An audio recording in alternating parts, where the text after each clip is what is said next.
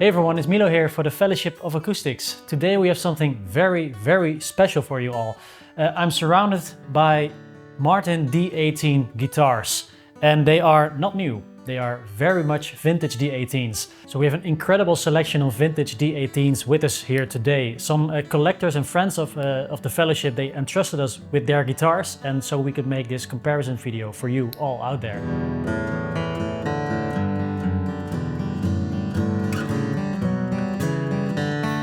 Today we're going to talk some history of the Martin D18. We're going to dive into some specs of all of these guitars around me, and we also have Bertolf Lenting with us today. He's one of the finest flat pickers that the Netherlands has to offer, and he will play some demos on all of these guitars. He will play the same piece on all of them, so we can do a real head-to-head comparison of all these vintage D18s. So let me just tell you which guitars are around me right now. I will not keep you waiting. So very quick, we are going to dive into the specs of each and every guitar around me. We have a 37, a 40, behind me is a 44, we have a 49, a 53, and we also took a D18 Authentic 1937 model, also as a modern comparison to all these vintage D18s, especially with the 37 out here, because yeah, the Authentic was really modeled after this very guitar.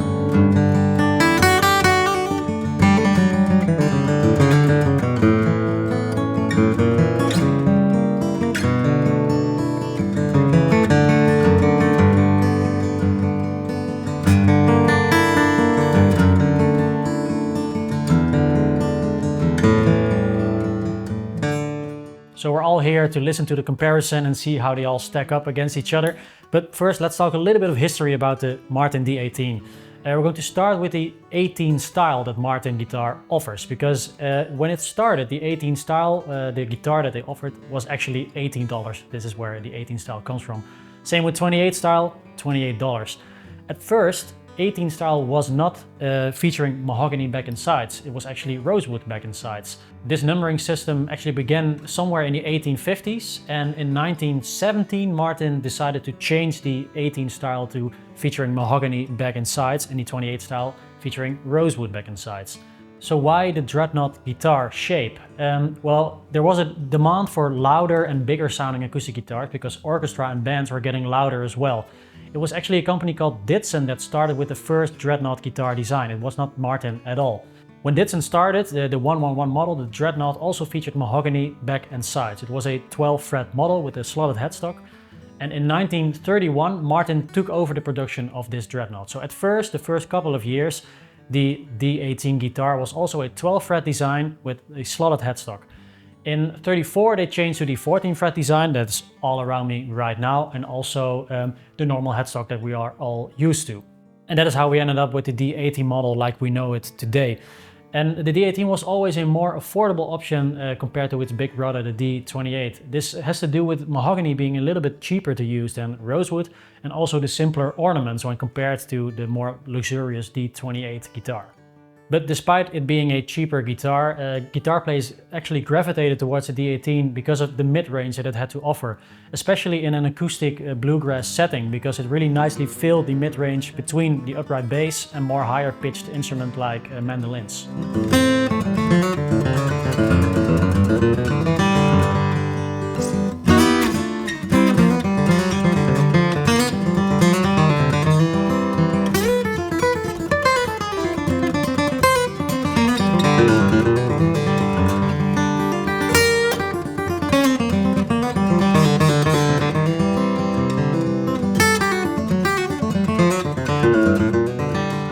So here we are in the Martin guitar room. If you look here on the floor, it's riddled with vintage Martin cases. I have my spec sheet over here because I don't want to miss any detail. We're going to start with this case here on the floor. This is a 1937 Shade Top D18. This is one of the rarest acoustic guitars that we've ever had in our store. So I'm just in awe seeing one in person. It's quite incredible. So 37 D18s alone are very rare and very special, but seeing a Shade Top as well, that's just incredible because they didn't make a lot of Shade Tops during this time. So what are the specs that we are going to look at on this guitar? So first, as always, mahogany back and sides. On the top we have Adirondack red spruce. A reason why they actually did the shade tops and why other manufacturers actually do sunburst finishes sometimes is to hide imperfections in the top. So maybe this is what they also did during this time. When they have a little less pretty looking top of Adirondack spruce, they made a shade top out of it. But this has nothing to say about the sound of the guitar. Inside of the neck, we have a solid steel bar. Which we can't see. Which we can see. Maybe if you have X-ray vision, you can see it. Then on the inside of this 37 D18, we have forward shifted scalloped bracing. So what does this do to the tone? Well, the forward shifted bracing actually means the guitar has a little bit more room to resonate. It has a little bit more bass end as well. One reason why they stopped using forward shifted a few years later is because of this forward shifted, the back side of the top wasn't really supported. So this was prone to a little bit of bellying. But it does offer such a lovely and warm bass end. The braces being scalloped does even more to allowing the top to just freely vibrate. So on paper, this guitar should be the biggest and loudest and bassiest and maybe boomiest sounding D18 of the bunch. One other noticeable thing is in terms of playing comfort, and I also discussed this with Bertolf as well. This has a slightly larger nut width, so you have to get used to the string spacing on this guitar. It's a little different to what you are used to from a D18.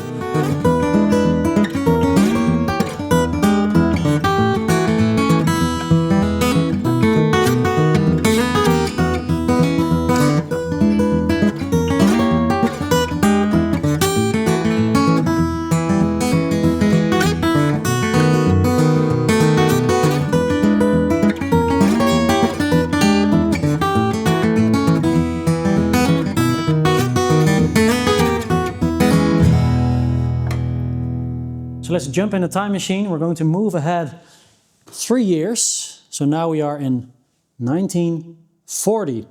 So this is a 1940 Martin D18. Wonderful sounding guitar. It was one of Bertolf's favorites of the day. So what are the specs that changed between this guitar and the 37? Of course, obvious, the sunburst, the shade top. We don't see that anymore. We still have Adirondack, red spruce, mahogany back and sides. Maybe I don't have to mention that every time because it's always the same. But now on the inside, we don't have the forward shifted anymore. We have rear shifted is what we call it. So they decided to move the X bracing a little bit more backwards to give the guitar a little bit more stability and also get rid of some of the boominess that you found in forward shifted D18 or the Dreadnought guitars. Though they are rear shifted, they are still scalloped. We also have a ebony fingerboard. It was also the same on the 37. We still have a steel bar inside of the neck. And now the nut width is a little bit smaller than the 37.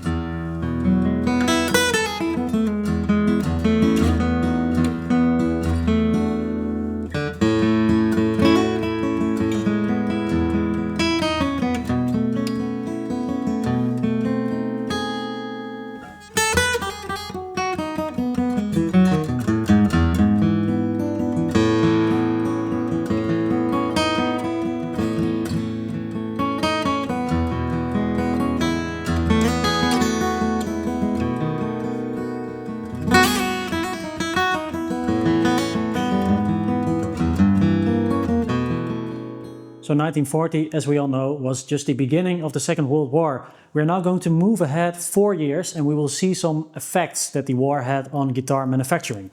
Inside of here is a 1944 D18 in a non-period correct case. But here she is. Recognizable from these scratches here on the upper bout of the top. This is actually a really lightweight one. It's more lightweight than the others. So what are these effects that the war had on guitar production? Well, the first one is noticeable right away. We see here the tuning knobs, the pegs, they are made of plastic and not made of steel anymore. Because there was a shortage of steel during the war, all bits of steel needed to go to the war efforts. And this took its toll on guitar production. So the steel was lost here, and also the steel bar that we talked about with the previous D18s has now been replaced with an ebony rod. So there's a wooden ebony rod inside of the neck, giving it stability. So you could say that the neck of this guitar is a little bit less stiff than the ones with the steel bars, giving it some more room to vibrate a little more, which should give this guitar a little more projection. Of course, It's hard to say whether this is actually the case. All of these guitars sound different due to a lot of different things that changed. And also different kind of pieces of wood. Maybe the next guitar after this one sounded completely different in 1944. We don't know. Things that remained the same in 44, we still have the Adirondack red spruce here on the top. We still have the rear shifted scalloped X bracing that we saw on the 1940 D18.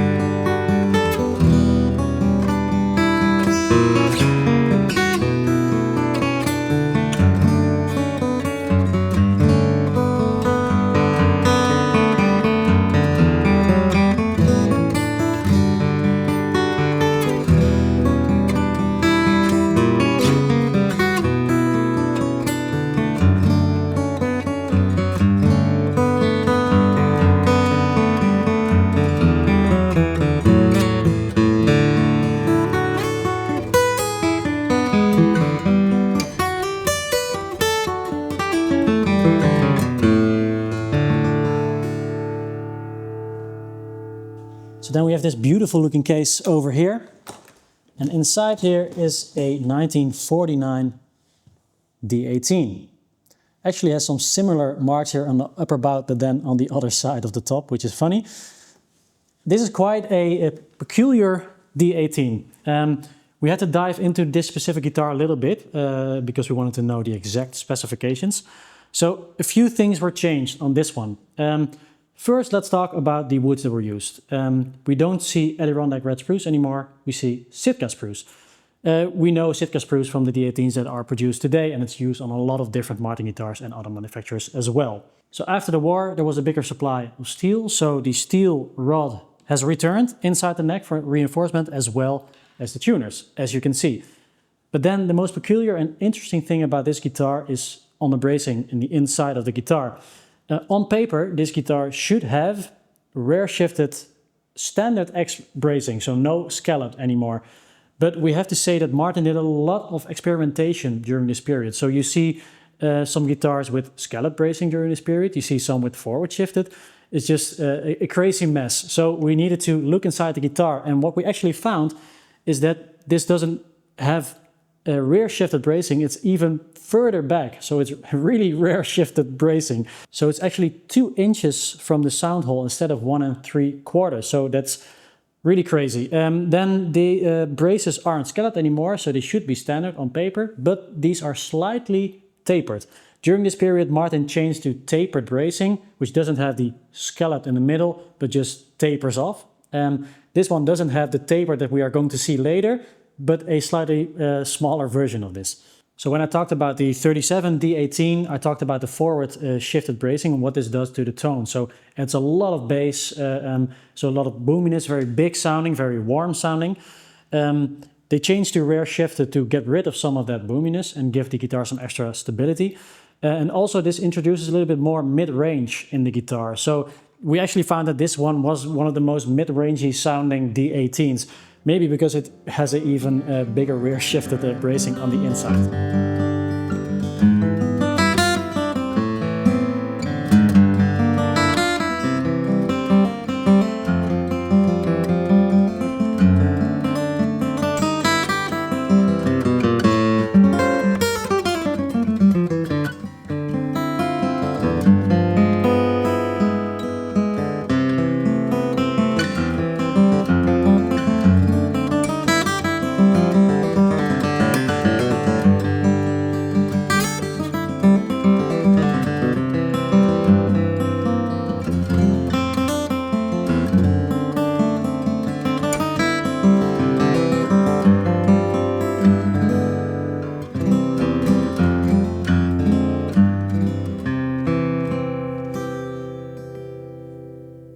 Okay, so we're in the 50s now.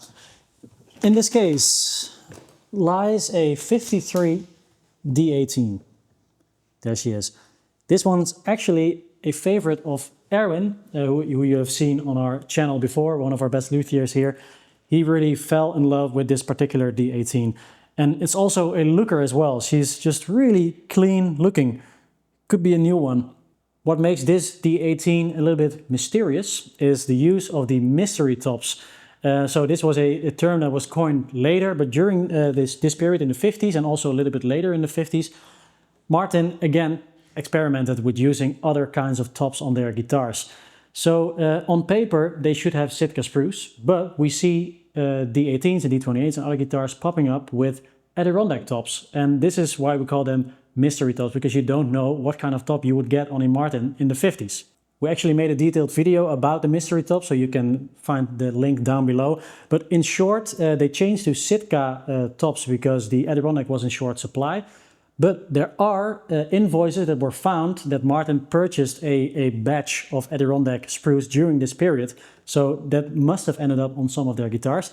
And there's actually an expert down in Hamburg in Germany, and he investigated this guitar and he was 100% sure that this was Adirondack red spruce. So now we know. Other things that changed on this guitar is the tapered bracing. So we saw a little bit of a taper on the 49. These braces are tapered as we know it officially. Then what stayed the same is steel bar, neck reinforcement, and also the rare shifted bracing pattern.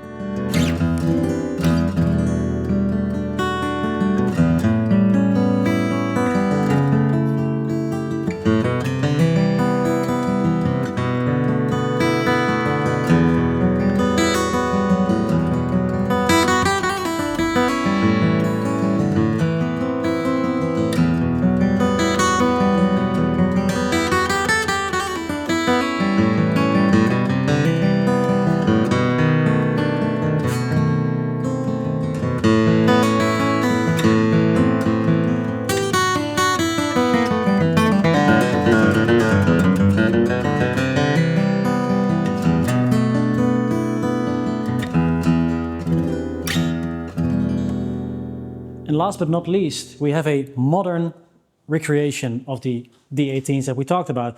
This is a D18 Authentic 1937 VTS. So this was based on the 1937 D18, which is actually in this case right here. Still crazy to think about this. And we wanted to shoot this out with the others as well, especially with the 37, just to hear what a modern recreation will sound like compared to the real deal. In terms of specs, this is the closest to the 37 that we've seen all day. So we have Adirondack spruce, we have forward shifted X bracing, and also the wider nut width of the 37.